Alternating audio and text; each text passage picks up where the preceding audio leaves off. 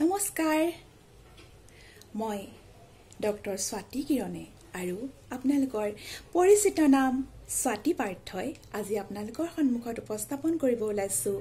শুনিয়া নিৰ্মাণৰ নেপথ্য কথা সৃষ্টিশীলতা আৰু প্ৰেম মৃত্যুতকৈ শক্তিশালী মৃত্যুৱে কায়িকভাৱে আঁতৰাই নিলেও ব্যক্তিৰ সৃষ্টিশীল কৰ্মৰাজিৰ মাজতে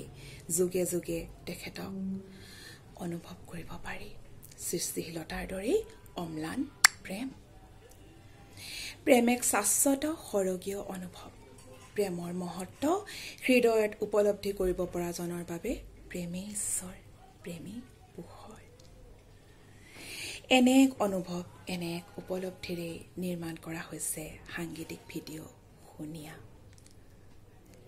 কৰ্কট ৰোগত আক্ৰান্ত হৈ মাত্ৰ ৩৫ বছৰ বয়সতে মৃত্যুবৰণ কৰা কবি গল্পকাৰ শিশু সাহিত্যিক সমালোচক প্ৰবন্ধকাৰ সুবক্তা অতিৰিক্ত আৰক্ষী অধীক্ষক পাৰ্থ বিজয় দত্তৰ বৃত্তিগত আৰু সাহিত্য জীৱনৰ লগতে শুনিয়াত পাৰ্থ স্বাতীৰ অৰ্থাৎ পাৰ্থ বিজয় দত্ত আৰু তেখেতৰ পত্নী ডক্টৰ স্বাতি কিৰণৰ প্ৰেম কাহিনীটো অতি সাংবেদনশীলভাৱে উপস্থাপন কৰা হৈছে কৰ্কট ৰোগত আক্ৰান্ত হোৱাৰ পিছতো আৰু উচ্চত পদস্থ আৰক্ষী বিষয়াৰূপে নিজৰ অতি ব্যস্ততাপূৰ্ণ কৰ্মসূচীৰ মাজতো জীৱনৰ শেষ মুহূৰ্তলৈকে সৃষ্টিশীল হৈ থকা মানৱ দৰদী সমাজ সচেতন লেখক পাৰ্থ বিজয় দত্তৰ অদম্য মনোবল সাহস অজেয় জীৱন স্পৃহা নীতিনিষ্ঠতা কৰ্তব্যপৰায়ণতা সততা কষ্ট সহিষ্ণুতা আৰু একাগ্ৰতাই